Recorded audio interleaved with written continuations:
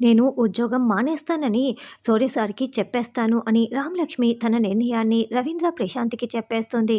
వాళ్ళు వద్దని చెప్పినా కూడా ఇక రామలక్ష్మి అస్సలు వినకుండా సూర్య సార్ నేను వడ్డిస్తాను అని డైనింగ్ టేబుల్ దగ్గరికి వస్తుంది. అమ్మ నువ్వు వడ్డించు అని శౌర్య చెప్తాడు. దాంతోనే రామలక్ష్మి ఇంకా చాలా బాధపడుతూ ఉంటుంది. శౌర్య సార్ నేను నీతో మాట్లాడాలి అని రామలక్ష్మి అంటే రామలక్ష్మి ఏం మాట్లాడాలనుకుంటుందో నాకు చాలా బాగా తెలుసు. ఇప్పుడు తను వడ్డిస్తేనే వద్దని చెప్పి అత్తయ్య గారి చేత వడ్డించమని చెప్పారు. ఇప్పుడు రామలక్ష్మి ఏం చెప్తుందంటే, "మీరు నాపై ప్రేమ చూపించట్లేదు. మీకు నాపై కోపం కూడా ఉంది కాబట్టి ఎలాగో నేను మీకు విడాకులు ఇవ్వాలనుకుంటున్నానని" చెప్తోంది. "అంతే కదా రామ! నువ్వు విడాకులు ఇస్తున్నావు అంతే కదా!" అని అస్మిత అంటే, "అయ్యో! నేనేం చెప్పాలనుకున్నాను. నువ్వెందుకు అస్మిత ఇలా మాట్లాడుతున్నావు? నన్ను మాట్లాడనివ్వు" అని రామలక్ష్మి అంటుంది. "లేదు లేదు. నువ్వు ఖచ్చితంగా ఇదే కదా! శౌర్య కూడా నీకు విడాకులు ఇచ్చేస్తాడులే" అని అస్మిత చెప్తుంటే ఇక శౌర్య అన్నం తినకుండా చెయ్యి కడుక్కుంటూ ఉంటాడు. "సారీ సార్ నన్ను మాట్లాడనివ్వండి ప్లీజ్ వెళ్ళకండి" అని రామ వేడుకుంటూ ఉన్నా కూడా సూర్య వెళ్ళబోతూ ఉంటే, "రేయ్ సూర్య నువ్వు ఎందుకో రామలక్ష్మిపై కోపం పెంచుకున్నావు. రామలక్ష్మి ఉద్యోగానికే రాజీనామా చేయాలనుకుంది. అదే చెప్పాలనుకుంది. నువ్వేమో వినకుండా వెళ్తున్నావేంటి" అని రవీంద్ర ప్రశ్నిస్తూ ఉంటే, "నా కోసమేమీ ఉద్యోగం మానేయనవసరం లేదు. అయినా కూడా నా పైన ప్రేమ తగ్గిపోయినప్పుడు నా గురించి ఎందుకు ఆలోచించడం" అని చెప్పి శౌర్య అక్కడి నుంచి వెళ్ళిపోతాడు. దాంతో రామలక్ష్మి మరింత ఏడుస్తూ ఉంటుంది. ఏంటమ్మా మరి వీడు ఇంత మొండిగా మారిపోయాడని రవీంద్ర చాలా బాధపడుతూ ఉంటాడు.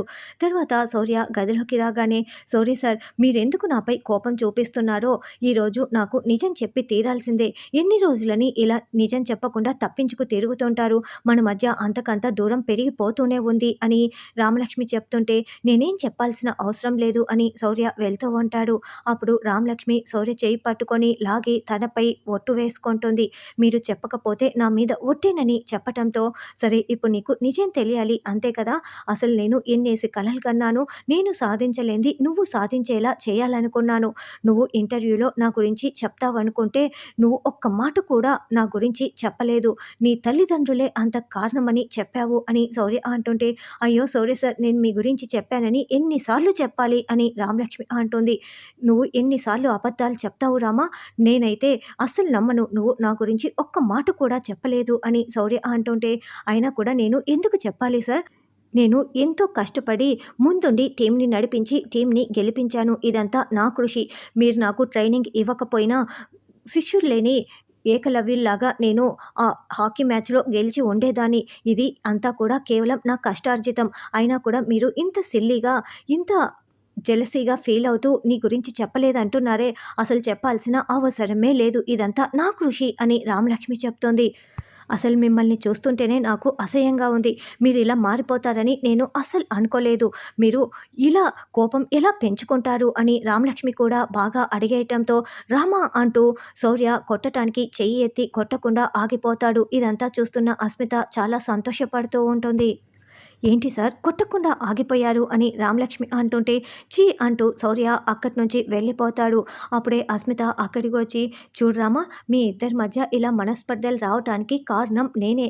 ఆ ఇంటర్వ్యూలో నువ్వు చెప్పింది మొత్తం కూడా టీవీలో టెలికాస్ట్ కాలేదు. అందుకు సాక్ష్యం ఇదిగో నా చేతిలో ఉన్న మొబైలే.